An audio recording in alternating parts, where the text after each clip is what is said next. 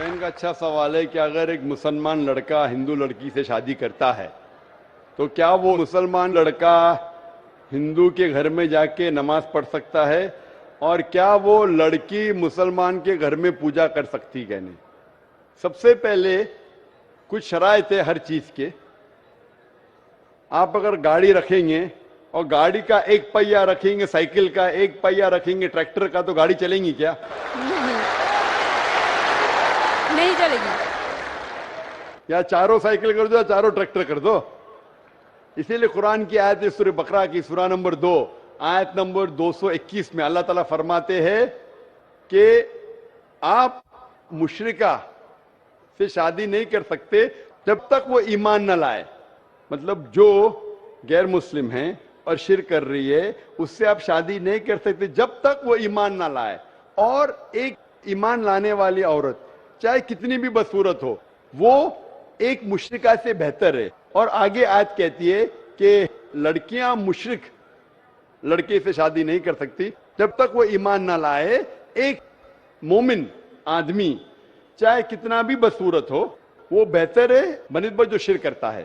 اس کی وجہ یہ ہے کہ اسلام میں لکھا ہے کہ اگر آپ خدا کے علاوہ کسی کو اور پوچھتے ہیں، کسی اور کی عبادت کرتے ہیں، یہ سب سے بڑا گناہ ہے. اور اللہ تعالیٰ فرماتے ہیں سورہ نساء میں سورہ نمبر 4 آیت نمبر 48 میں، اور سورہ نساء سورہ نمبر 4 آیت نمبر 116 میں کہ اللہ سبحانہ و تعالیٰ اگر چاہے تو کوئی بھی گناہ کو معاف کر سکتا ہے، لیکن شرک کو کبھی نہیں معاف کرے گا. اگر ایک انسان مشرک جیسا مر گیا تو اللہ تعالیٰ کبھی بھی اسے معاف نہیں کر سکتا، کیونکہ مشرک وہ شخص ہے جو شرک کرتا ہے. اور یہ سب سے بڑا گناہ ہے، کیونکہ ہمارا خالق، ہمارا مالک، ہمارا ایشور، ہمارا خدا، ہمارا بھگوان، اگر ہم اس کو گالی دیں گے، یہ سب سے بڑا گناہ ہے. جس نے ہمیں زندگی دی، جس نے یہ ساری چیزیں ہمیں دی دنیا میں، اگر ہم اس کو گالی دیں گے، اس کے علاوہ کسی اور کی عبادت کریں گے، یہ شرک ہوا. تو اسی لیے اسلام میں اجازت نہیں ہے کہ ایک مسلم لڑکا یا لڑکی کوئی مشرک لڑکا یا لڑکی سے شادی کرے. یہ اجازت نہیں ہے. جہاں تک کہ سوال ہے کہ ایک عام مسلمان ہندو گھر میں نماز پڑھ سکتا ہے، اگر اس کے سامنے کوئی مورتی نہیں ہے تو وہ نماز کہاں بھی پڑھ سکتا ہے اگر جگہ صاف ہے. ہمارے رسول محمد صلی اللہ علیہ وسلم فرماتے کہ ساری دنیا، ساری دھرتی مومن کے لیے مسجد ہے. یعنی ساری دنیا آپ کہاں بھی نماز پڑھ سکتے، دیکھنا چاہیے کہ صاف ہے، آپ نماز پڑھ سکتے. تو یہ آپ جا کے اگر ہندو کا گھر میں جاتے ہیں اور وہ صاف ہے، کوئی مورتی آگے نہیں ہے، تو نماز پڑھنے میں کوئی حرج نہیں ہے. ضروری نہیں ہے کہ آپ کو شادی کرنا چاہیے پھر آپ نماز پڑھ سکتے. شادی کرنے کی ضرورت نہیں ہے، نماز پڑھنے کا اگر صاف جگہ ہے تو کوئی حرج نہیں. اسی لیے شادی کے لیے شرط ہے کہ دونوں کا ایمان ہو. اور اگر آپ ہندو مذہب پڑھیں گے تو ہندو مذہبی کتاب میں بھی یہی لکھا ہے جو میں نے پہلے پیش کیا. پہلا جو سوال تھا بھائی صاحب کا، اور میں نے کہا کہ ہندو مذہب میں بھی یہی لکھا ہے، نا تس پتیماستی، اس ایشور، اس بھگوان، اس خدا کا کوئی عکس نہیں، کوئی مورتی نہیں، کوئی فوٹوگراف نہیں، کوئی پینٹنگ نہیں، کوئی پورٹریٹ نہیں، کوئی آئیڈل نہیں، کوئی اسٹیچو نہیں. اگر یہ مان لے کہ کم از کم جو یکساں ہے ہندو اور اسلام کے مذہبی کتاب میں، کم از کم اس کے اوپر عمل کرے تو اکثر ہمارے مشکلات دور ہو جائیں گی. جو یکساں نہیں ہے اس کو کل ڈسکس کر سکتے. اور اگر آپ تحقیق کرتے ہندو مذہب کی کتاب پڑھتے اور اسلام مذہب کی کتاب پڑھتے، دونوں میں لکھا ہے خدا ایک ہے، دونوں میں لکھا ہے خدا کا کوئی عکس نہیں ہے، دونوں میں لکھا ہے کہ خدا کا کوئی بت نہیں ہے، دونوں میں لکھا ہے کہ خدا کے علاوہ کسی اور کی عبادت نہیں کرنا چاہیے، دونوں میں لکھا ہے کہ آخری پیغمبر محمد صلی اللہ علیہ وسلم میں، دونوں میں لکھا ہے کہ شراب نہیں پینا چاہیے. میں حوالے دے سکتا ہوں، اور میں تقریر ایک دیا ہوں، similarity between Islam and Hinduism, اسلام اور ہندوازم میں یکسانیت دونوں کتاب میں. آپ اگر پڑھیں گے قرآن مجید میں سورہ مائدہ سورہ 5 آیت نمبر 90 میں لکھا ہے کہ شراب پینا حرام ہے. اب Manusmriti chapter number 9 verse number 225 پڑھیں گے، اس میں لکھا ہے کہ شراب پینا حرام ہے. قرآن میں لکھے سورہ مائدہ سورہ نمبر 5 آیت نمبر 3، سورہ بقرہ سورہ نمبر 2 آیت نمبر 173، سورہ انعام سورہ نمبر 6 آیت نمبر 145 اور سورہ نحل چیپٹر 16 ورس 115 میں حرمت علیکم المیتۃ والدم ولحم الخنزیر وما اہل لغیر اللہ بھی.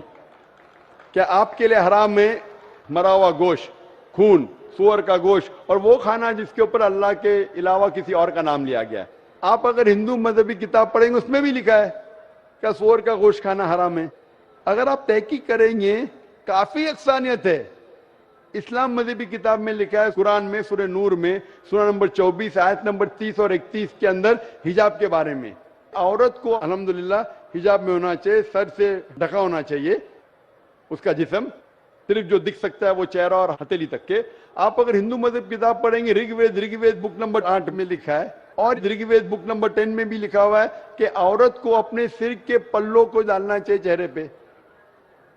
رگ وید میں بھی لکھا ہے کہ جب مرد کو دیکھے تو نظر نیچے کرنا چاہیے. یہ قرآن مجید میں لکھا ہے سورہ نور سورہ نمبر 24 آیت نمبر 30 اور 31 کہ جب بھی کوئی خاتون مرد کو دیکھتی ہے ایک خدا کو مانو, محمد صلی اللہ علیہ وسلم کو مانو. اگر Sorry to interrupt you, but I would like to say that I do not believe in idol worship. I believe in one supreme power, that is like you call it Allah, I call it Bhagwan. Hinduism میں بھی لکھا ہوا ہے کہ بھگوان ایک ہے, بت پرستی غلط ہے. ہندوازم میں اور بھی لکھا ہوا ہے, ہندوازم پڑھیں گے تو آپ کو ماننا پڑے گا کہ ایک آخری پیغمبر آنے والے ہیں جس کا نام ہے محمد صلی اللہ علیہ وسلم. تو اگر آپ سچے انسان ہیں تو ایشور کے علاوہ, ایک خدا کے علاوہ آپ کو آخری پیغمبر میں بھی ماننا پڑے گا, اور آخری پیغمبر کو جو کتاب نازل کی اس کو بھی ماننا پڑے گا. آپ اگر چاہے آپ کا نام مت بدلو, مجھے اعتراض نہیں ہے, لیکن آپ کو ایک خدا میں ماننا پڑے گا, آخری پیغمبر میں ماننا پڑے گا, آخری پیغمبر کی کتاب میں ماننے پڑے گا. یہی صحیح انسانیت ہے. انسانیت کے لیے آپ کو انسان کے بنانے والے بھگوان کو ماننا چاہیے. پہلے یہ تحقیق کرنا چاہیے کہ بھگوان کی کتاب کون سی ہے.